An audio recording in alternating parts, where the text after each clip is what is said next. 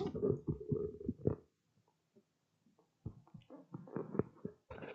Hello. नमस्कार दोस्तों, मैं संजय डावरा आप सभी विद्यार्थियों का हार्दिक स्वागत करता हूं डावरा क्लासेज के इस ऑनलाइन प्लेटफॉर्म पर। सभी विद्यार्थियों को नमस्कार, गुड इवनिंग। और जितने भी स्टूडेंट्स लाइव हैं सबसे पहले कमेंट करके बताइए आवाज वगैरह सब कुछ ठीक है। हाँ भाई, बंटी भाई good evening, Pushpendra good evening, Munesh भाई सबको मेरा नमस्कार। एक बार जल्दी से कमेंट करके बताओ भैया आवाज वगैरह सब कुछ ठीक है। चलिए प्यारे विद्यार्थियों, जैसा कि आप सभी भाइयों को पता है कि अभी 2024 के अंदर जो 62 पेपर हुए हैं उन 62 पेपरों का सॉल्यूशन हम कर रहे हैं और आज की क्लास में हम पेपर नंबर 26 का सॉल्यूशन करने वाले हैं। प्यारे विद्यार्थियों, लोको पायलट के 15 पेपर हो चुके हैं, उसके अलावा ये टेक्नीशियन का 11वां पेपर है। टेक्नीशियन ग्रेड 3 का ये 11वां पेपर आज मैं आपको कराने जा रहा हूं। सबसे पहली चीज, अगर किसी भी विद्यार्थी को साइंस पढ़ना है, नया स्टूडेंट है, जानता है पहचानता है, मेरी बातें आपको समझ में आ रही है, तो आप हमारे डावरा क्लासेस जयपुर एप्लीकेशन से जाके साइंस का ये बैच ज्वाइन कर सकते हैं। आपको ये विज्ञान लाइव प्लस रिकॉर्डेड दोनों फॉर्म में मिल जाएगी और इसकी जो फीस है वो है 399 है, लेकिन अभी इस पर 100 रुपए का छूट चल रहा है। मतलब 299 रुपए के अंदर आप पूरा साइंस लाइव भी पढ़ सकते हैं और रिकॉर्डेड भी आपको यहां पर साइंस दिया जा रहा है। इसके अलावा ये मेरे हाथ से लिखी हुई फिजिक्स की किताब है, फिजिक्स केमिस्ट्री की एक बुक है और इधर से बायोलॉजी का एक बुक है। जी हां, टोटल ही हाथ से लिखी गई है। आप इनको आराम से एप्लीकेशन से ऑर्डर कर दीजिए और एक सप्ताह के आसपास का समय लग रहा है किताबों को पहुंचने में। यह किताब आपके घर तक पहुंच जाएगी। अब बात है दोस्तों आज के पेपर की। तो आज हम करेंगे आरआरबी टेक्नीशियन ग्रेड 3 26/12/2024 का पेपर। थर्ड शिफ्ट का पेपर है और मैं बात करूं तो ये टेक्नीशियन का पेपर नंबर 11वां मैं आपको कराने जा रहा हूं। देखिए पहला ही क्वेश्चन बहुत अच्छा है, आराम से। कालूराम भाई बहुत बढ़िया, प्रशांत भाई बहुत बढ़िया, रानी गोस्वामी गुड इवनिंग भाई। अब लीजिए आज का पहला क्वेश्चन। चलो शुरू करिए, धीरे धीरे आराम से। आपको जैसा जैसा समझ में आता है उनका जवाब देना, नहीं समझ में आता है तो मत देना। प्यारे विद्यार्थियों, आज का पहला क्वेश्चन है, आवर्धन में एक धनात्मक और एक ऋणात्मक चिन्ह दर्शाता है कि प्रतिबिंब कैसा है। मेरे प्यारे प्यारे विद्यार्थियों, ये मैग्निफिकेशन की बात हो रही है, आवर्धन क्षमता की ज्ञात बात हो रही है। आवर्धन क्षमता ज्ञात करने का फॉर्मूला है प्रतिबिंब की ऊंचाई बटे बिंब ऊंचाई। बाकी दर्पण के लिए फॉर्मूला -b/u से भी हम ज्ञात कर सकते हैं। यह फॉर्मूला दर्पण के लिए है। लेंस के लिए आवर्धन क्षमता ज्ञात करने का फॉर्मूला यह होता है प्रतिबिंब की ऊंचाई बटे बिंब की ऊंचाई से भी आप ज्ञात कर सकते हैं और इधर हम v/u से भी हम इसको ज्ञात कर सकते हैं। दोस्तों ये फॉर्मूला हम दर्पण के लिए यूज करते हैं आवर्धन क्षमता ज्ञात करने के लिए, और ये फॉर्मूला हम लेंस के लिए यूज करते हैं आवर्धन क्षमता ज्ञात करने के लिए। अब आवर्धन क्षमता है क्या है? प्यारे विद्यार्थियों, यदि आवर्धन क्षमता का मान प्लस में आ रहा है, अगर आवर्धन क्षमता का मान प्लस में आ रहा है तो इसका मतलब है कि जो प्रतिबिंब होगा वो आभासी और सीधा होगा। प्रतिबिंब जो होगा वो आभासी और सीधा होगा, प्लस का मतलब यही है। इसके अलावा अगर आवर्धन क्षमता का मान माइनस में आता है तो इसका मतलब है कि जो प्रतिबिंब बनेगा वो वास्तविक और उल्टा बनेगा। प्रतिबिंब जो है वो वास्तविक और उल्टा बनेगा, यही प्लस माइनस का मतलब होता है। यदि आवर्धन क्षमता का मान 1 है तो इसका मतलब है बिंब और प्रतिबिंब बराबर है। अगर 1 से ज्यादा है तो प्रतिबिंब बड़ा होगा और आवर्धन क्षमता यदि 1 से कम है तो प्रतिबिंब वस्तु से छोटी होगी। प्यारे विद्यार्थियों, ये पूरी कहानी आवर्धन क्षमता के ऊपर है। तो क्वेश्चन में बोला है कि प्लस तो किसको दर्शाता है, तो प्लस तो दर्शाता है आभासी को और माइनस दर्शाएगा वास्तविकता को। तो इस क्वेश्चन का सही जवाब होगा ऑप्शन नंबर बी। जी हां दोस्तों, आवर्धन क्षमता से यह पता चलता है कि जो प्रतिबिंब बनेगा वो कैसा बनेगा, आभासी होगा या सीधा होगा। वास्तविक होगा या उल्टा होगा, मतलब प्रतिबिंब कैसा बनेगा, आभासी सीधा या वास्तविक उल्टा, आभासी सीधा या वास्तविक उल्टा।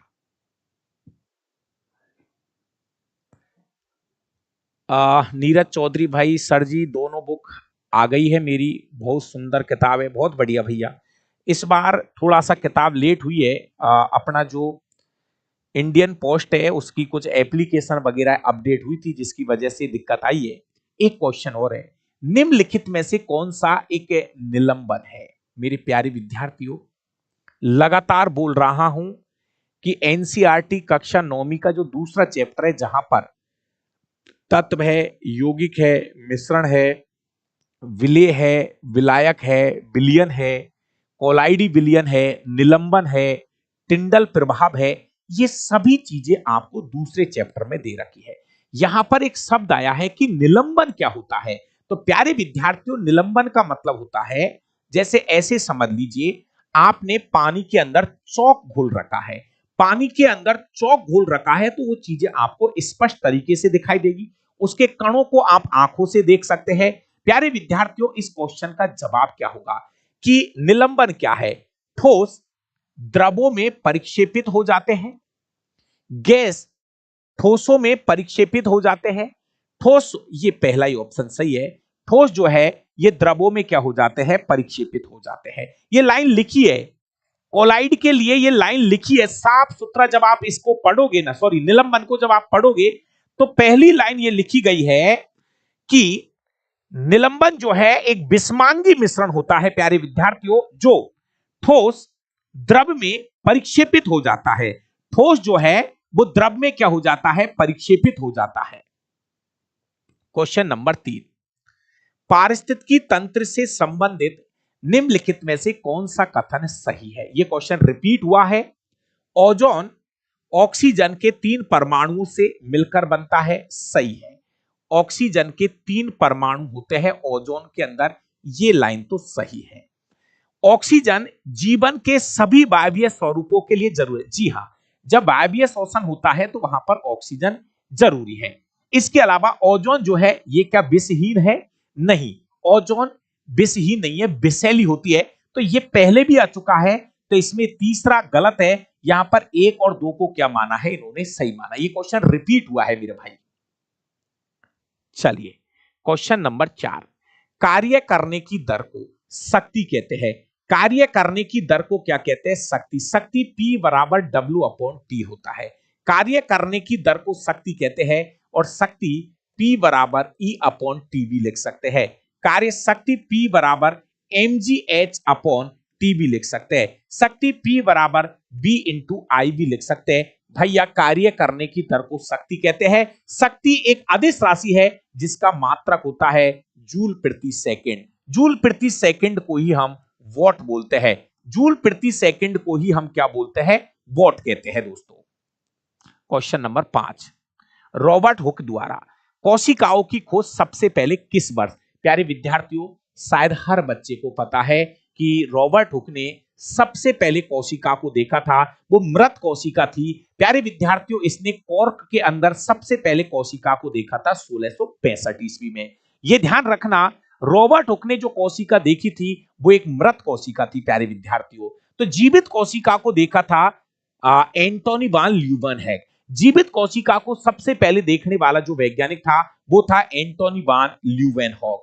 क्वेश्चन नंबर 6, फिर आया निलंबन का क्वेश्चन। निलंबन के संबंध में निम्नलिखित में से कौन सा कथन सही है? इसके कण विलयन के कणों से छोटे होते हैं, इसके कण प्रकाश का प्रकीर्णन नहीं करते हैं, कणों को निस्पंदन द्वारा पृथक नहीं किया जा सकता, इसके कण कुछ समय बाद नीचे बैठ जाते हैं। ऑप्शन नंबर पकड़िए, क्वेश्चन नंबर 6। हाँ भाई, ये तीनों क्वेश्चन तो भैया बार बार रिपीट हो रहे हैं प्यारे विद्यार्थियों। जो निलंबन मैं बार बार आपसे कह रहा हूं, जैसे पानी में आपने चौक घोल दिया तो कुछ समय बाद वो चौक जो है वो नीचे बैठ जाता है। ऑप्शन नंबर डी इसका एकदम राइट होगा। लगातार 3 टॉपिकों पे हम चर्चा कर रहे हैं और उनसे क्वेश्चन एनसीईआरटी में अच्छे से बनाए, पेपरों में भी खूब सारे क्वेश्चन पूछे हैं और मैंने आपको भेजा भी है। ये रहा आपका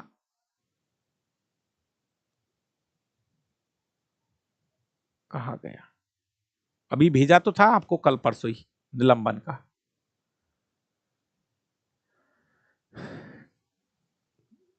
नहीं नहीं नहीं नहीं नहीं नहीं।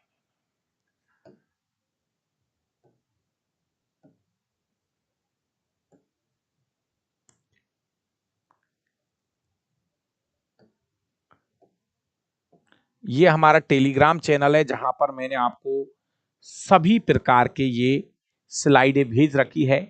पढ़ना थोड़ा सा आपका काम है। ये निलंबन का फोटो है। यह है एक बिस्मांगी मिश्रण है। ये कण आंखों से देखे जा सकते हैं। ये निलंबित कण प्रकाश की किरण को फैला देते हैं। इसको शांत छोड़ देते हैं तो कण नीचे बैठ जाते हैं। ये अस्थायी होता है और छानन विधि के द्वारा हम इसको पृथक कर सकते हैं। प्यारे विद्यार्थियों, ये आपका निलंबन वाला पेज है। ठीक है भाई, अब चलिए इनको देख लिया करो बीच बीच में।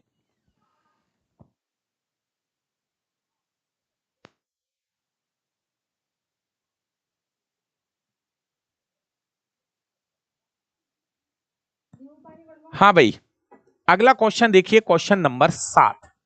जब श्वेत प्रकाश कांच के प्रिज्म पर पड़ता है तो किस वर्ण में अधिकतम विचलन होता है? सब तो रट के बैठ गए होंगे अब तो। प्यारे विद्यार्थियों, जब श्वेत प्रकाश गुजरता है तो ये 7 रंगों में बढ़ जाता है। तो सबसे नीचे चला जाता है वॉयलेट मतलब बैंगनी सबसे नीचे, और रेड सबसे ऊपर। सबसे ज्यादा विचलन कोण का मान किसका होता है? वॉयलेट या बैंगनी का। इसको बोलते हैं प्रकाश का वर्ण विक्षेपण। इसे कहा जाता है प्रकाश का वर्ण विक्षेपण।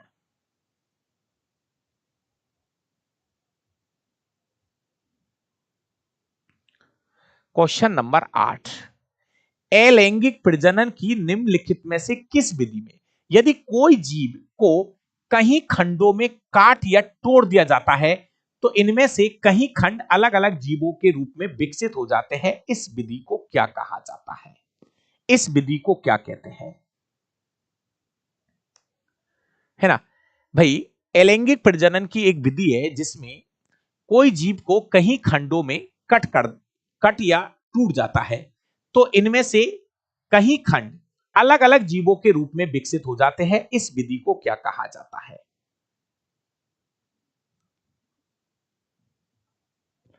Question number 8। हाँ भाई, इसका नाम इन्होंने लिया है मेरा भाई विखंडन विधि। इसको क्या नाम देते हैं? विखंडन विधि। देखिए दोस्तों, जो भी चीज आप पढ़ रहे हो ना, इसको थोड़ा सा सही पढ़ो। ये एक्चुअली अभी मुकुलन हो गया, खंडन हो गया, विखंडन विधि। देखो एक ये है, देखिए एक बार,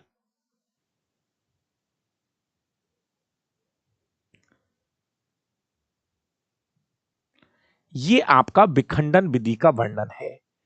इनकी स्लाइडें मैं लगा दूंगा।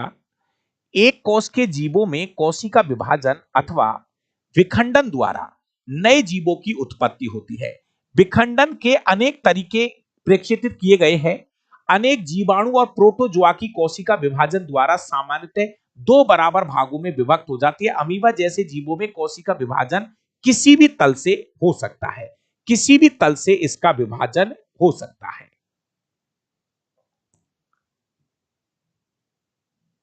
अगला क्वेश्चन दे रखा है, विद्युत धारावाही परिनालिका के अंदर चुंबकीय क्षेत्र की प्रकृति कैसी होती है? प्यारे विद्यार्थियों, थोड़ा सा कुछ शब्द यहां पर और एडवांस किया है। विद्युत धारावाही परिनालिका के अंदर आपको पता है एक समान चुंबकीय क्षेत्र होता है। एक समान चुंबकीय क्षेत्र होता है, ये तो पक्की बात है ना? दो ही है, एक समान एक समान। ये होता है प्रबल। प्रबल एक समान चुंबकीय क्षेत्र होता है। एनटीपीसी दे लो। देखिए मैं तो आपको सीधी सी बात है, एनटीपीसी में साइंस का कोई रोल नहीं है। एनटीपीसी में साइंस का कोई रोल नहीं है। कहीं से भटकते भटकते कोई 2-4 क्वेश्चन दिख जाए तो दिख जाए, साइंस का कोई रोल नहीं है वहां पर। पूरा खेल मैथ, रीजनिंग और करंट अफेयर्स का चलता है मेरा भाई। करंट अफेयर्स भी खूब पूछी जा रही है आपके पेपरों के अंदर। अगला, किसी ऐसे बिलियन को क्या कहा जाता है जिसमें किसी दिए गए तापमान पर, किसी दिए गए तापमान पर और अधिक विलेय नहीं घोला जा सकता। यह परिभाषा है वो ही दूसरे चैप्टर से। प्यारे विद्यार्थियों, किसी चीज को गर्म करके घोलते जाओ घोलते जाओ घोलते जाओ, एक सीमा ऐसी आती है जब हम ये कह देते हैं भाई अब इसमें ज्यादा नहीं घोल सकते। ऐसे विलयन को हम क्या कहते हैं? संतृप्त विलयन कहते हैं। ऐसे विलयन को क्या कहा जाता है? संतृप्त विलयन कहा जाता है। Question number 10। एक सीमा आती है, उसके बाद में नहीं घोल सकते कोई भी चीज उसमें आप। संतृप्त विलयन। निम्नलिखित में से कौन सा ऑक्सीकरण अभिक्रिया का एक उदाहरण नहीं है? बढ़िया क्वेश्चन है प्यारे विद्यार्थियों। मैग्नीशियम से मैग्नीशियम ऑक्साइड बन गया, मैग्नीशियम से बन गया मैग्नीशियम ऑक्साइड, यहां पे ऑक्सीडेशन हो रहा है। जिंक ऑक्साइड का जिंक में परिवर्तन हो रहा है। ठीक है, अब सुनिए, ऑक्सीकरण अभिक्रिया का उदाहरण नहीं है, नहीं है, नहीं है। प्यारे विद्यार्थियों, लोहे पे जंग लगना है ना, तो यह भी एक प्रकार का ऑक्सीडेशन में आता है। तो यहां पर आपका एक बार देखो, तेलों में विकृत गंधिता, यह भी ऑक्सीडेशन की वजह से होती है। विकृत गंधिता यह भी ऑक्सीडेशन की वजह से होता है। तो एक बार आप देखो, ऑप्शन नंबर ए पकड़िए। प्यारे विद्यार्थियों, मैग्नीशियम से मैग्नीशियम ऑक्साइड का बनना, ऑक्सीजन का योग हुआ यहां, तो ये तो सही है। मैग्नीशियम से बन रहा मैग्नीशियम ऑक्साइड, ऑक्सीजन का योग हुआ यहां, तो ऑक्सीजन का योग हुआ है, ऐसे समझ लीजिए, ये तो ऑक्सीडेशन है। ऑप्शन नंबर सी देखो एक बार प्यारे विद्यार्थियों, ऑप्शन नंबर सी देखिए। ऑप्शन नंबर सी, यहां पर सही उत्तर जाएगा। जिंक ऑक्साइड से जिंक बन रहा है, मतलब यहां क्या हुआ है? ऑक्सीजन की कमी हुई है, और ऑक्सीजन की कमी क्या कहलाती है? अपचयन कहलाती है। तो यहां पे ऑप्शन नंबर सी राइट जाएगा। सी देखिए एक बार, ए नहीं, ए नहीं, ए नहीं, ए नहीं, वो नहीं पूछ रहा है, ऑक्सीकरण नहीं होगा। तो प्यारे विद्यार्थियों, इन तीनों में मैग्नीशियम के साथ ऑक्सीजन जुड़ रहा है, मैग्नीशियम ऑक्साइड बन रहा है। तेलों में जो विकृत गंधिता आती है वो ऑक्सीडेशन की वजह से आती है। कक्षा 10वीं का पहला चैप्टर। 12 नंबर क्या कहता है? वाष्पीकरण पदार्थ की किस अवस्था में होता है? प्यारे विद्यार्थियों, किसी चीज का वाष्पीकरण कब होता है? वाष्पीकरण कब होता है? तो यह होता है प्लाज्मा और द्रव दोनों में, केवल प्लाज्मा में, केवल द्रव में, केवल ठोसों में। तो इस क्वेश्चन का सही आंसर माना है सी, केवल द्रवों में। एनटीपीसी में क्या चल रहा है? साइंस के आ रहे एक दो क्वेश्चन। एनटीपीसी का जो पेपर चल रहे हैं उसमें साइंस के एक दो क्वेश्चन आ रहे हैं कि नहीं आ रहे? अरे भाई, ठोस को जब आप गर्म करोगे तो वो द्रव में चला जाएगा, वो तो हो गया संगलन। और द्रव को जब गर्म करेंगे तो वो स्ट्रीम, वाष्प बन के उड़ जाएगा, वो है वाष्पीकरण। चलिए, क्वेश्चन नंबर 13। विभजुतक की कोशिकाएं अत्यधिक क्रियाशील होती है, लेकिन उनके पास, ये रिपीट हुआ है क्वेश्चन मेरे प्यारे विद्यार्थियों, विभजुतक के अंदर जो कोशिकाएं होती है वो जीवित कोशिकाएं होती है, और ये पौधे के उन भागों में ज्यादा पाई जाती है जो लगातार विभाजन करती रहती है, लगातार विकसित होती रहती है। तो यहां पर दोस्तों, इसमें स्पष्ट केंद्रक होता है, बहुत अधिक कोशिका द्रव भी पाया जाता है, पतली पतली कोशिका भित्ति भी होती है, रसधानी नहीं होती दोस्तों। रिपीट हुआ है ये क्वेश्चन।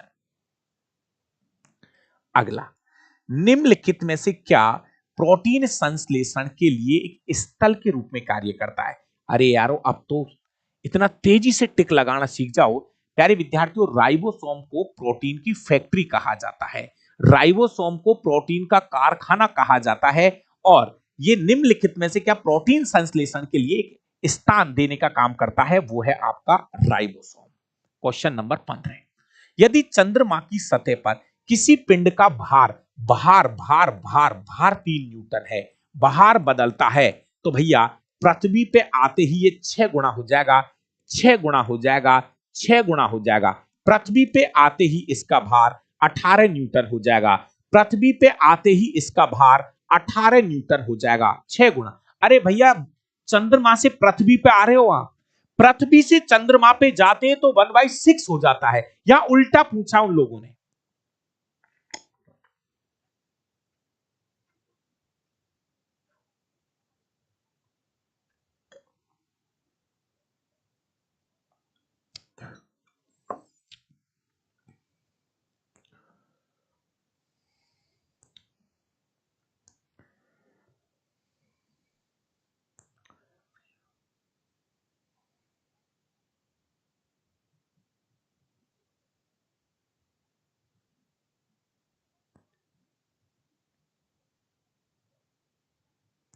हाँ जी। चलिए अगला क्वेश्चन नंबर 16। श्वसन से संबंधित निम्नलिखित में से कौन सा या कौन से कथन सही है? रेस्पिरेटरी की बात हो रही है। वायु कूपिका में गैसों का आदान प्रदान होता है, सही है। प्यारे विद्यार्थियों, हमारे फेफड़ों के अंदर कूपिकाएं पाई जाती है और इन्हीं कूपिकाओं में ऑक्सीजन भरी हुई है। तो ये ऑक्सीजन जो है ये तो ब्लड में चली जाती है और ब्लड में जो CO2 होती है वो हमारे फेफड़ों में आ जाती है। तो यहीं से गैसों का क्या होता है? आदान प्रदान। जी हाँ, हमारे गैसों का जो एक्सचेंज होती है गैसें, वो कूपिकाओं से होती है और कूपिकाओं को ही श्वसन तंत्र की मूल इकाई कहा जाता है। मतलब ये कथन तो सही है। दूसरा, वायु कूपिका की दीवारों में रक्त वाहिका एक व्यापक जाल, सही है।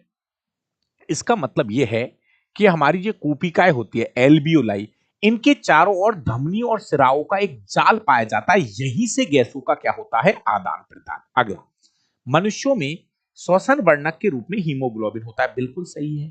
प्यारे विद्यार्थियों, आपने सुना होगा कि हमारी जो आरबीसी होती है, आरबीसी के अंदर होता है हीमोग्लोबिन और इसी को श्वसन वर्णक कहते हैं क्योंकि ये ही अपनी ऑक्सीजन को कनेक्ट करके लेके जाती है और शरीर के विभिन्न अंगों तक ऑक्सीजन सप्लाई का काम करती है। तो 1, 2, 3 तीनों ही ऑप्शन सही है, ये ही राइट आंसर है।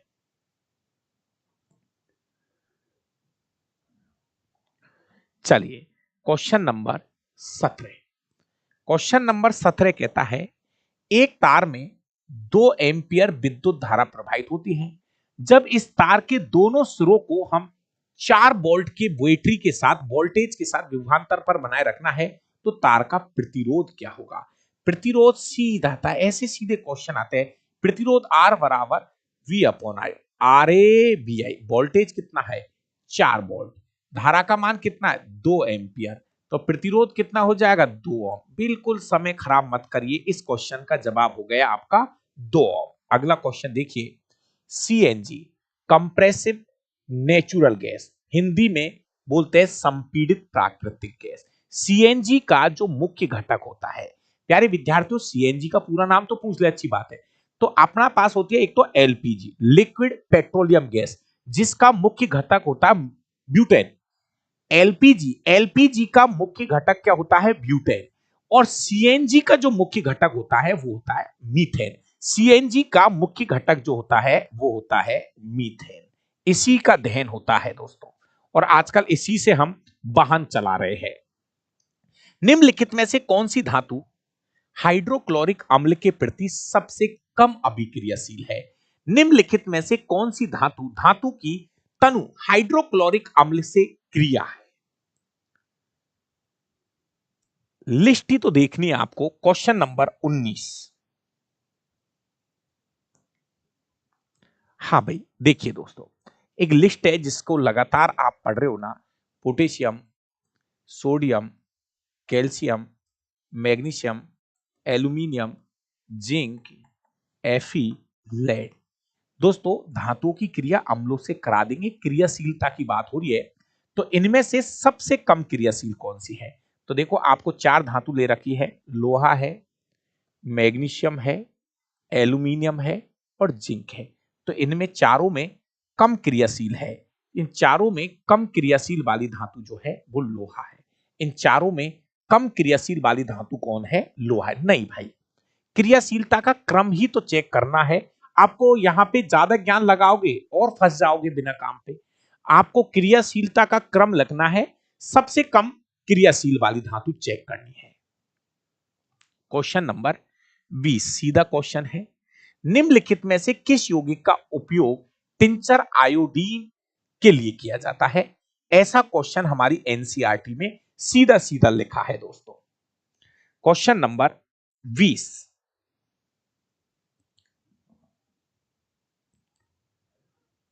क्वेश्चन नंबर 20, निम्नलिखित में से किस यौगिक का उपयोग टिंचर आयोडीन के लिए किया जाता है?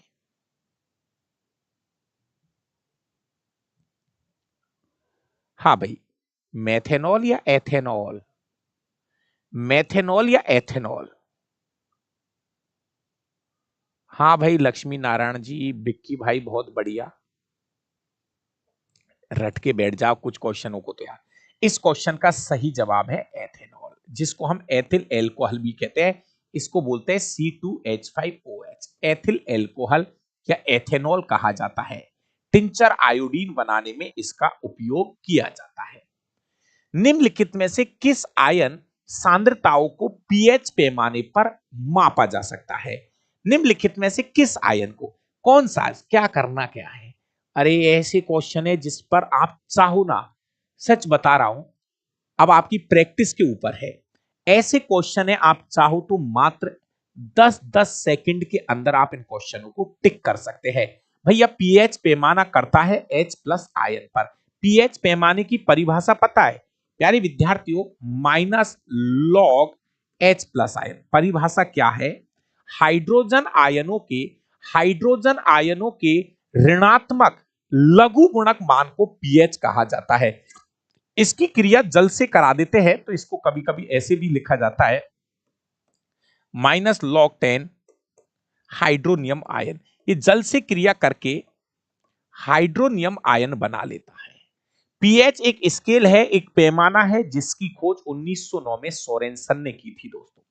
निम्नलिखित में से कौन सा पदार्थ पानी में घुलने पर OH माइनस आयनों के स्रोत के रूप में कार्य करता है? कौन कौन कौन OH माइनस? भैया नाइट्रिक अम्ल, अम्ल जो है H प्लस आयन देते हैं। CO2 के अंदर OH नहीं होता है। हाइड्रोक्लोरिक अम्ल ये H प्लस आयन देता है। सोडियम हाइड्रोक्साइड, सोडियम हाइड्रोक्साइड भैया NaOH सबसे प्रबल क्षार होता है, और जब जलीय विलयन में हम इसको आयनित करते हैं तो ये Na प्लस और OH माइनस आयन में टूट जाता है। OH माइनस आयन में टूट जाता है दोस्तों। 23 नंबर, निषेचन की प्रक्रिया के बाद फूल का कौन सा भाग बीज में विकसित होता है? तो भैया बीज, एक दिन थोड़ा सा ट्रिक बताया था। बीजांड किस में बदलता है? बीज में। बीजांड किस में बदलता है? बीज में। बीजांड से क्या बनता है? बीज। ठीक है ना? अगला क्वेश्चन, एक किताब मेज पर पड़ी हुई है और राहुल किताब पर बल की दिशा में कुछ दूरी तक ले जाता है। बल मतलब सेम डायरेक्शन की बात हो रही है। तब बल द्वारा किया गया कार्य क्या होगा?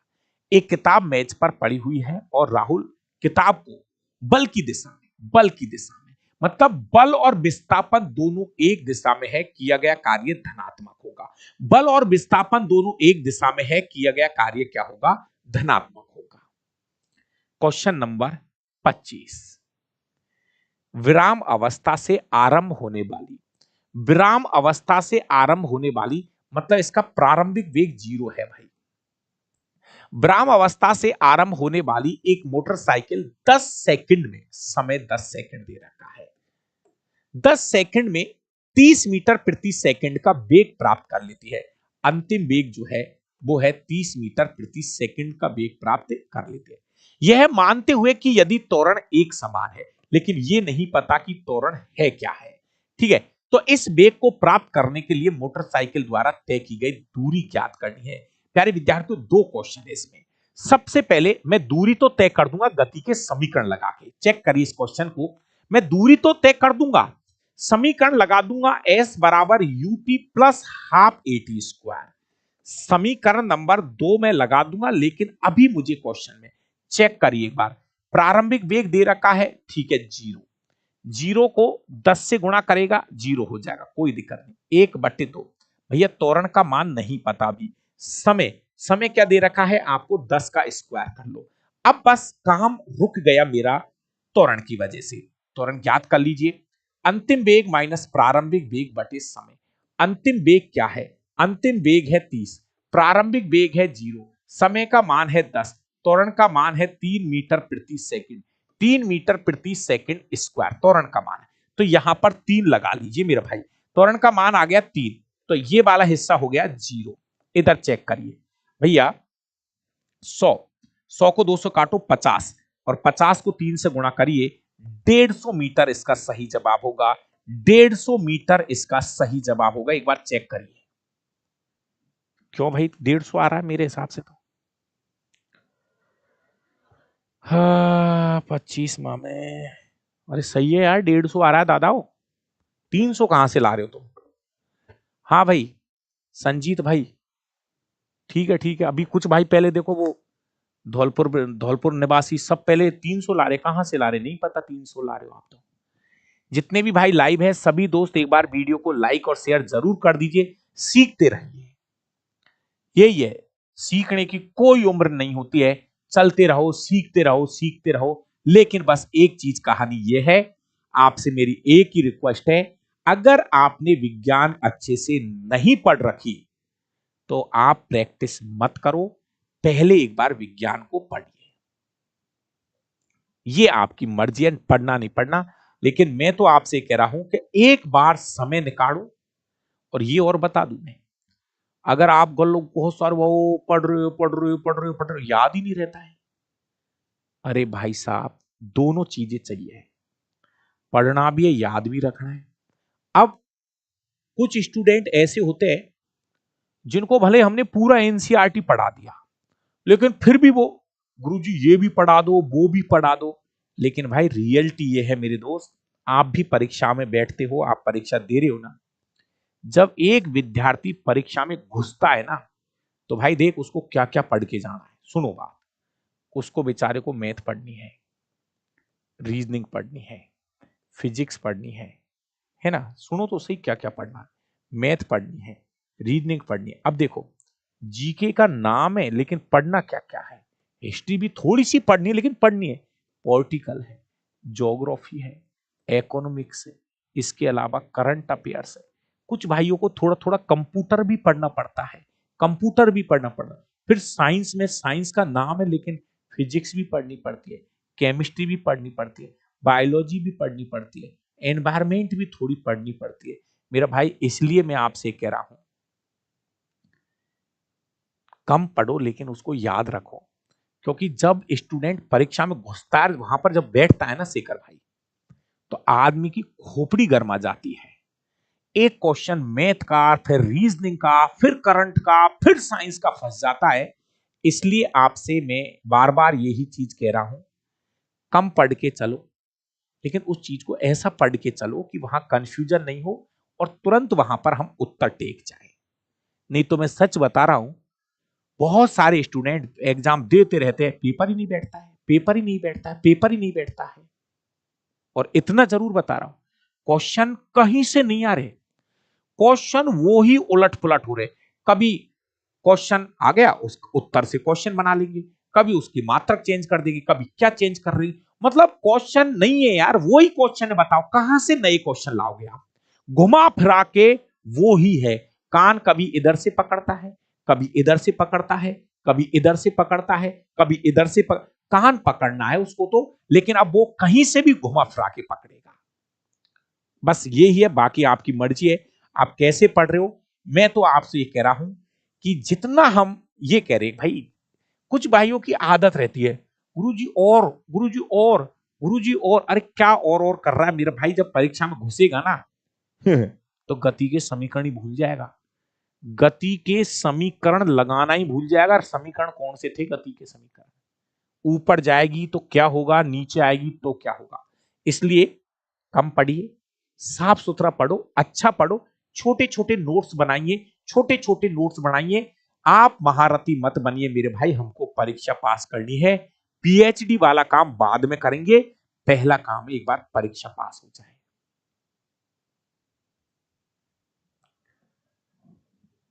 बाकी आपकी मर्जी है, हम तो यही कह रहे हैं कि आराम से चीजों को पढ़ी, जो चीज आपको अच्छे से याद है उसको टेक दीजिए तुरंत ही, है ना। जो जब पानी द्वार कोशिकाओं में प्रवेश करता है, ये कक्षा 10वीं का 5वां पार्ट है, जय प्रक्रम। जब पानी द्वार कोशिकाओं में प्रवेश करता है भाई,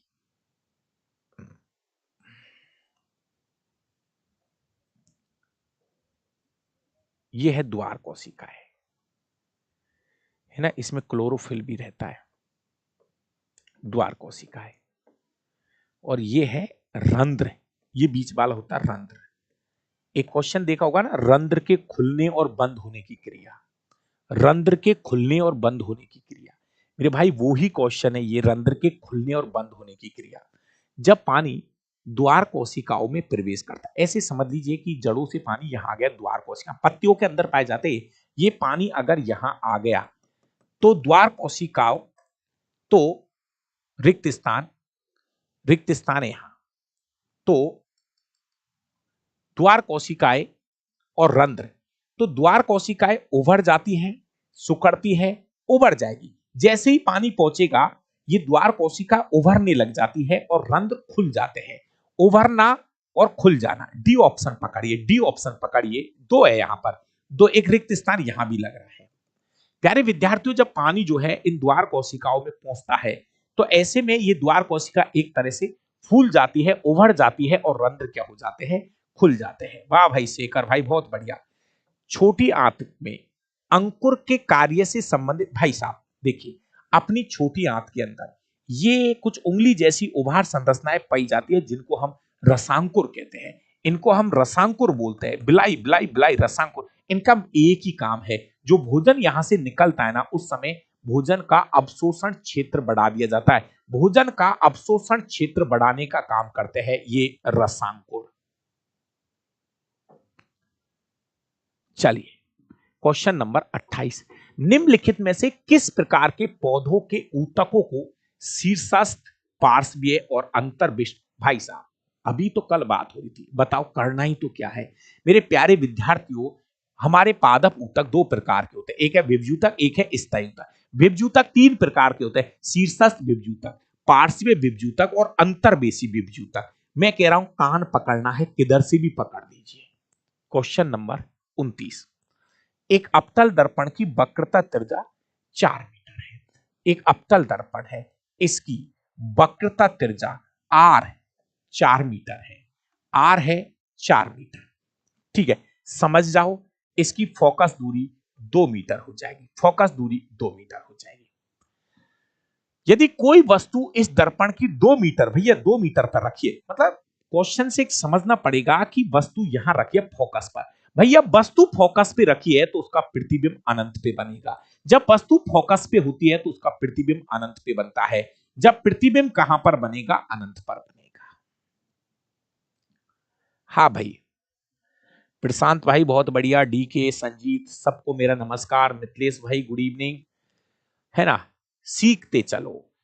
आर 4 है, वक्रता त्रिज्या 4 है, तो उसकी आधी होती है फोकस दूरी 2, अपने आप ही फोकस दूरी हो गई 2।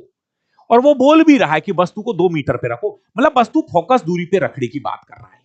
और जब वस्तु फोकस पे होती है तो उसका प्रतिबिंब अनंत पे बनता है। स्थिति नंबर 5, स्थिति नंबर 5 की बात हो रही है दोस्तों। क्वेश्चन नंबर 30, जब हाइड्रोक्लोरिक अम्ल HCl सोडियम हाइड्रोक्साइड के साथ क्रिया करता है, यह है अम्ल, अम्ल HCl, सोडियम हाइड्रोक्साइड, ये NaOH, क्षार है, ये क्षार है। ठीक है, तो क्या बनता है, ओ मेरे भाई समझने की कोशिश करो। HCl एक अम्ल है, एक अम्ल की क्रिया क्षार के साथ कराई जा रही है, लवण बनेगा, NaCl बनेगा, लवण बनेगा, साथ में जल बनेगा, लवण बनेगा, जल बनेगा। इस क्रिया का नाम उदासीनीकरण है, इस क्रिया का नाम उदासीनीकरण है। प्यारे विद्यार्थियों, अम्ल की क्रिया क्षार के साथ करा रहा हूं, लवण और जल बनता है, ये उदासीनीकरण अभिक्रिया है। क्वेश्चन नंबर 31, निम्नलिखित में से कौन सा कारक किसी चालक के प्रतिरोध को प्रभावित नहीं करता, प्रतिरोध को प्रभावित नहीं करता। प्यारे विद्यार्थियों, जितने भी पेपर मैं करा रहा हूं, इन पेपरों की जो PDF है ये आपको डावरा क्लासेस टेलीग्राम चैनल पे मिल जाएगी। ये जितने भी पेपर हम करा रहे हैं, चाहे वो रेलवे लोको पायलट हो, टेक्नीशियन हो, ग्रुप डी हो, इन सब का PDF जो है आपको डावरा क्लासेस टेलीग्राम चैनल पे मिल जाएगा विद सॉल्यूशन। ठीक है, आपको टेस्ट सीरीज देनी है, आपको साइंस पढ़नी है, आपको किताबें चाहिए, आपको हाथ से लिखे नोट्स चाहिए, तो उसके नीचे डावरा क्लासेज के नाम से हमारा एप्लीकेशन है प्ले स्टोर पे, आप वहां से ये चीजें प्रोवाइड कर सकते हैं। दोस्तों, प्रतिरोध को प्रभावित नहीं करता है चालक का अनुप्रस्थ काट का क्षेत्रफल, धारा और लंबाई। दोस्तों सबको पता है प्रतिरोध लंबाई के समानुपाती होता है। प्रतिरोध अनुप्रस्थ काट के क्षेत्रफल के व्युत्क्रमानुपाती होता है। प्रतिरोध का जो मान है ताप पर भी निर्भर करता है। प्रतिरोध का मान चालक तार की प्रकृति पर भी निर्भर करता है। प्रतिरोध का मान धारा पे निर्भर नहीं करता। प्रतिरोध इस हिसाब से बात हो रही है भैया, तो ऐसे मत पकड़ो, वो सूत्र मत पकड़िए प्रतिरोध आरे VI गुरुजी प्रतिरोध और धारा। अरे भाई यहां पर किसी चालक की बात हो रही है स्थिर ताप पर, तो भाई साहब तो इस क्वेश्चन का जवाब होगा चालक में प्रवाहित होने वाली धारा पर। ये क्वेश्चन का फॉर्मूला है। प्रतिरोध R बराबर रो L अपॉन ए, रो L अपॉन ए, ये फॉर्मूला चलता है।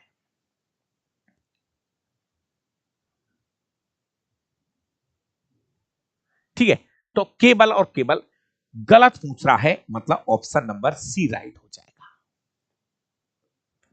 क्वेश्चन नंबर 32, द्विआबंध वाली 3 कार्बन श्रृंखलाओं की हाइड्रोकार्बन का नाम बताना है। बढ़िया क्वेश्चन है, सेट किया गया क्वेश्चन है।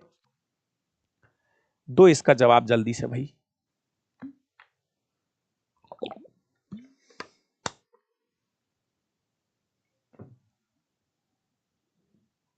प्यारे विद्यार्थियों, पहली बात तो 3 तो कार्बन चाहिए, 1 2 3 कार्बन चाहिए, साथ में एक डबल बॉन्ड चाहिए, ले लो डबल बॉन्ड। ठीक है, अब हाइड्रोजन से भर दो इसको। यहां 2 हाइड्रोजन, 2 डंडे हो गए तो इस पे लगा दो 2 हाइड्रोजन। ठीक है, यहां 3 डंडे हो गए कार्बन के, यहां 1 हाइड्रोजन जोड़ दो और यहां पर 3 हाइड्रोजन जोड़ दीजिए। तो फाइनली क्या बना ये फॉर्मूला, 3 तो कार्बन हो गए मेरे पास और हाइड्रोजन कितने, 2 3 3 6 हाइड्रोजन है। 3 कार्बन 6 हाइड्रोजन, यही तो है कार्बन का double hydrogen, propene. Propene 3 carbon पे, मेथ एथ प्रोप, प्रोपेन नहीं, प्रोपेन नहीं, प्रोपीन, प्रोपीन प्रोपीन, इन इन इन, ये एल्कीन समूह का सदस्य है। ये एल्कीन समूह का सदस्य है, एल्केन ग्रुप का नहीं है ये एल्कीन समूह का सदस्य। राइट आंसर इसका लगेगा ए, प्रोपीन। डबल बॉन्ड चाहिए वो कह रहा है, तो कार्बन कार्बन के बीच में एकल बंध है तो एल्केन, डबल बंध है तो एल्कीन और 3 है तो एल्काइन।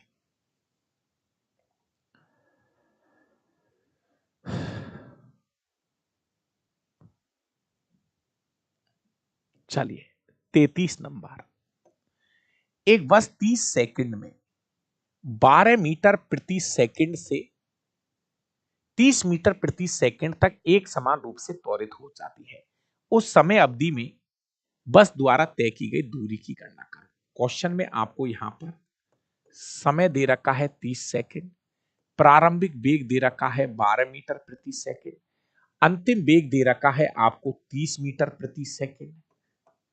ठीक है, त्वरण यहां पर आपको ज्ञात करना है, कर लीजिए। त्वरण अंतिम वेग माइनस प्रारंभिक वेग बटे समय, 30 माइनस 15 बटे 30। ठीक है, 15 बटे 30, 1/2 मीटर प्रति सेकंड स्क्वायर त्वरण जाएगा ये। ठीक है, अब कह रहा है तय की गई दूरी s बराबर ut plus half AT square, प्रारंभिक वेग यहां पर दे रखा है 12, समय का मान है 30, 1/2, 1/2 और समय कितना था 30 का स्क्वायर। करो भाई साहब एक बार चेक, 12 × 36 360 और 1/4, 900 में 4 का भाग दे लो एक बार, 900 में 4 का भाग दे लीजिए, 4 दूनी के 8। ठीक है, इसके बाद में 4 दूनी 8, 1 बच गया, 225 हो गए क्या। ठीक है, 225 हो गया, तो ये 225 हो जाएगा। तो दूरी कर लो भाई, 5 तो ये हो गया, 6 और 2 8 ये हो गया, और 3 और 2 5। सही है क्या, गलत हो रहा है क्या, 175 ही आएगा। करो एक बार, कहां गलती हो गई एक बार देख लो इसको। क्वेश्चन नंबर 33 चेक कर लो एक बार।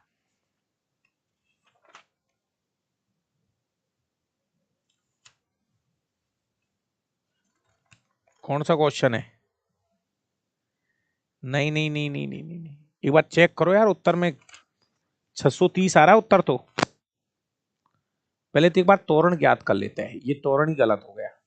एक बार देखो, अरे उत्तर तो तुम बता रहे हो वो नहीं आएगा। देखो एक बार, पहली बात तो समय ले लो, तेजी में मत करो। 30 सेकंड का समय हो गया। प्रारंभिक वेग है 12 मीटर प्रति सेकंड और अंतिम वेग है 30 मीटर प्रति सेकंड। पहले तो त्वरण ज्ञात करो। अंतिम वेग माइनस प्रारंभिक वेग बटे समय। 30 माइनस 12 होएगा, ये 15 क्यों कर रहे हो? और समय करो 30। 30 में से 12 घटा दो, 18 बटे 30। 18 बटे 30, 3 बटे 10। 3 बटे 10, ये त्वरण है मीटर प्रति सेकंड स्क्वायर। ये सही है। पहले त्वरण चेक करो एक बार, त्वरण देख ले एक बार दादा। फिर s बराबर ut plus half AT square. तो s बराबर प्रारंभिक वेग कितना है इसका? 12। समय कितना है? 30। ये तो 360 सही है। 1 बटे 2, ये भी ठीक है। अब आइए 3 बटे 10 इंटू 30 का स्क्वायर कर दू डायरेक्ट, 900 लिख दू। 900 30 का स्क्वायर। तो s बराबर, ये सही है क्या? 12 थी 36, 360। चलिए, और अब करो 9 तिया के 2700 में 20 का भाग दे के देखो एक बार। लाओ भैया उत्तर।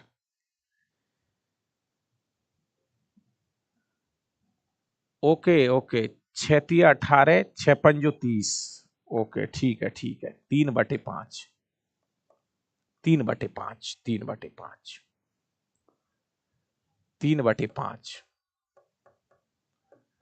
इंटू 900। तो 2700 में 10 का भाग दे दीजिए, 270। कितना आ रहा है?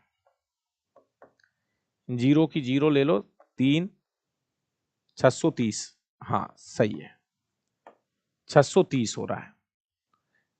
कर लो एक बार इसको, 630। अरे इसको 6 से काटेगा, ये देखो, ये 18 बटे 30, 6 का भाग देंगे, 6 तिया 18 और 6 पंजो 30, 3 बटे 5। त्वरण का मान ये 3 बटे 5 लाओ एक बार, ये ठीक है। तो इधर 9 तिया के 2700 में 10 का भाग चला जाएगा, 270 बच जाएंगे। जीरो हो गया, 7 6 13, 630 आ गया। सही है, 630। त्वरण ज्ञात करना है इसमें आपको। साबुन और अपमार्जक के बारे में निम्नलिखित में से कौन सा कथन सही है? ये क्वेश्चन पहले भी आ चुका है, क्वेश्चन नंबर 34। क्वेश्चन नंबर 34 पहले भी आ चुका है। जल विरागी सिरा पानी के अणुओं के साथ परस्पर क्रिया करता है। विरागी है तो क्रिया क्यों करेगा? साबुन के अणुओं का कोई सिरा नहीं होता है, सिरा होता है। जल रागी सिरे हाइड्रोकार्बन के साथ परस्पर क्रिया करते नहीं। साबुन के अणुओं के 2 सिरे होते हैं, एक जल रागी और एक जल विरागी। ठीक है, लाइन डी पकड़ लो यहां से। तो ये मिसेल एक स्ट्रक्चर थी, मिसेल संरचना। एक पिंड पर 20 न्यूटन का बल पिंड के विस्थापन के विपरीत दिशा में कार्य करता है। विपरीत दिशा में यदि इस बल के कार्य करने पर 2 मीटर का विस्थापन हो रहा है। भैया क्वेश्चन में जो बल है ना वो 20 न्यूटन है और विस्थापन जो है वो 2 मीटर है। किया गया कार्य कैसा होगा? तो ये तो हमको पता है कि बल और विस्थापन को गुणा कर देते हैं तो कार्य ज्ञात हो जाता है। समझने की कोशिश करना। तो 20 इंटू 2 कर देंगे तो किया गया उत्तर आपका 40 हो जाएगा। लेकिन प्यारे विद्यार्थियों, प्लीज थोड़ा सा समझना, प्लीज समझना, यहां पे उत्तर ये नहीं है। गलत है। यहां पर उत्तर क्या होगा? बल इधर है और विस्थापन इधर है, विपरीत है, तो किया गया कार्य ऋणात्मक होगा। क्वेश्चन की भाषा पढ़ लो, उत्तर तो सही है लेकिन किया गया कार्य ऋणात्मक होगा, क्योंकि देखो विस्थापन के विपरीत दिशा में कार्य कर रहा बल जो है। देखिए एक बार प्लीज थोड़ा समझो इस क्वेश्चन पे, उत्तर आपको डी पकड़ना पड़ेगा। क्वेश्चन में कहा गया है किसी पिंड पर 20 न्यूटन का बल लग रहा है, 20 न्यूटन का बल लग रहा है किसी पिंड के ऊपर, विस्थापन के विपरीत दिशा में कार्य हो रहा है। भाई साहब विस्थापन इधर है और बल इधर है, तो प्लीज इसका आंसर डी पकड़िए, क्योंकि किया गया कार्य ऋणात्मक होगा, बल और विस्थापन की डायरेक्शन अलग अलग है। ऊर्जा संरक्षण के नियम के संबंध में निम्नलिखित में से कौन सा कथन है सही है? मेरे प्यारे विद्यार्थियों, ऊर्जा संरक्षण का नियम यह कहता है कि ब्रह्मांड की कुल ऊर्जा स्थिर है, न तो इसे उत्पन्न किया जा सकता न इसे नष्ट किया जा सकता, इसे हम एक रूप से दूसरे रूप में बदल सकते हैं। ऊर्जा संरक्षण का नियम सभी स्थिति सभी प्रकार के रूपांतरों के लिए मान्य है। ऊर्जा को एक रूप से दूसरे रूप में रूपांतरित नहीं कर सकते, कर सकते हैं। रूपांतरण प्रक्रिया से पहले और बाद में कुल ऊर्जा अलग अलग होती है, नहीं अलग अलग नहीं होती, एक समान होती है। ऊर्जा का निर्माण या उसे नष्ट किया जा सकता है, नहीं कर सकते, पहला ही ऑप्शन पकड़ लो है। ऊर्जा का निर्माण या उसे नष्ट किया जा सकता है, किया जा सकता है, नहीं नहीं किया जा सकता। अरे क्या पकड़ रहे हो? 36 नंबर डी नहीं है, डी तो यार ऊर्जा का निर्माण या उसे नष्ट किया जा सकता है, नहीं नष्ट नहीं किया जा सकता। ए है ऊर्जा संरक्षण का नियम सभी स्थितियों और सभी प्रकार के रूपांतरणों के लिए मान्य है। 37 नंबर निम्नलिखित में से कौन सा प्रजनन अलैंगिक प्रजनन की श्रेणी से संबंधित नहीं है? प्यारे विद्यार्थियों देखिए, बीजाणुओं का निर्माण अलैंगिक जनन में होता है, कायिक प्रवर्धन अलैंगिक जनन में है, पुनर्जनन अलैंगिक जनन में है, निषेचन अलैंगिक जनन में नहीं आता है। शुक्राणु अंडाणु का मिलना ये लैंगिक जनन में होगा, शुक्राणु अंडाणु का मिलना ये लैंगिक जनन के अंदर आता है। दोस्तों option number B right answer. गलत कथन को पहचानिए। सुजाक एक जीवाणु जनित रोग है, एड्स एचआईवी वायरस से होता है, मत्स्य एक प्रोटोजोआ रोग है, अनेक रोग यौन संचारित हो सकते हैं। गलत कथन को आपको पहचानना है। दोस्तों ये तो सही है कि एड्स एचआईवी वायरस से होता है, अनेक रोग यौन संचारित हो सकते हैं, यौन संचारित रोग हो सकते हैं। प्यारे विद्यार्थियों सुजाक भी एक जीवाणु जनित रोग है, यह भी सही है। तो ये कक्षा 10वीं में है। मत्स्य ये एक प्रोटोजोआ जनित रोग नहीं है, ये किसकी वजह से होता है? 10वीं में है 39। निम्नलिखित में से कौन सा एक कोष के जीव का उदाहरण है? प्यारे विद्यार्थियों एक कोष के जीव में आपका कौन आता है? अमीबा। एक कोष के जीव में हमारा कौन आता है? अमीबा आता है। एक कोष के जीव में कौन आता है? अमीबा। निम्नलिखित में से कौन सी क्रिया पश्चिम मस्तिष्क के मध्यांश द्वारा नियंत्रित होती है? ये बढ़िया क्वेश्चन है, क्या उत्तर दोगे इसका? क्वेश्चन नंबर 40 का क्या जवाब है? निम्नलिखित में से कौन सी क्रिया पश्चिम मस्तिष्क के मध्यांश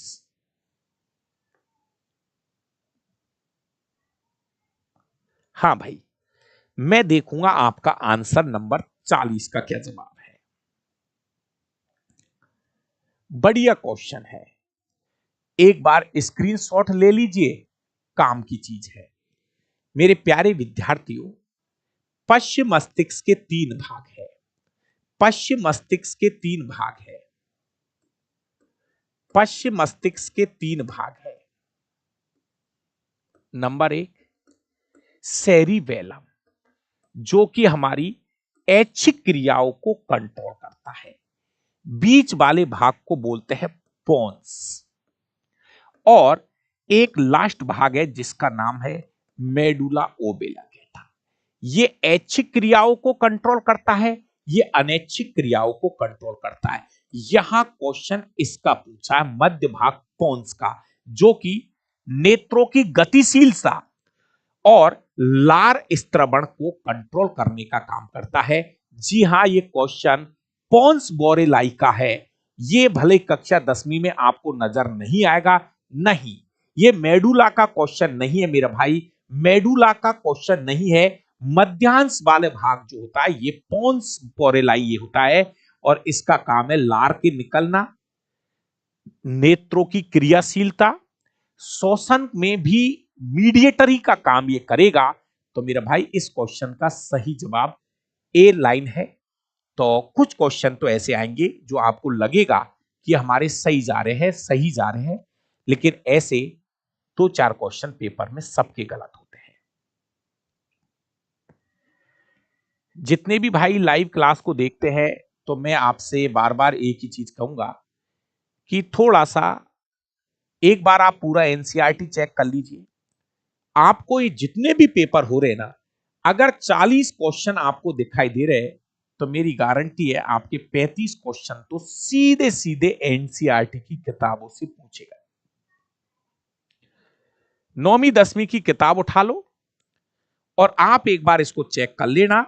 आपके 35 क्वेश्चन जो है आपको 9वीं 10वीं की किताबों में मिल जाएंगे, और आपको 9वीं 10वीं की एनसीईआरटी पढ़नी पड़ेगी। थैंक यू आप सभी भाइयों को, शुभ रात्रि। और जिसको विज्ञान पढ़ना है, जिसकी वैलिडिटी खत्म हो रही है, वो अपनी वैलिडिटी वगैरह जो भी बढ़ाना है बढ़ा लीजिए, क्योंकि आपको साइंस का जो बैच है वो 399 नहीं 299 में हम दे रहे हैं। तो अगर किसी की वैलिडिटी खत्म हो रही है, किसी को साइंस पढ़ना है, तो मेरा भाई आप प्ले स्टोर से डावरा क्लासेज के नाम से हमारा एप्लीकेशन है, डाउनलोड करिए, डेमो क्लास देखिए, सब कुछ ठीक लगता है तो पढ़ लीजिए। बाकी का मिलते हैं।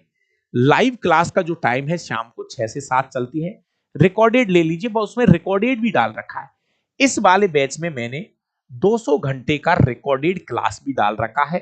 हो सकता है कि परीक्षा 2 महीने बाद हो जाए, कोर्स पूरा नहीं होगा, तो लाइव तो चलता ही रहेगा, लाइव चलता रहेगा, आप रिकॉर्डेड भी इसमें पढ़ सकते हैं। थैंक यू, बहुत बहुत धन्यवाद। बाकी का मिलते हैं कल रात को 8 बजे।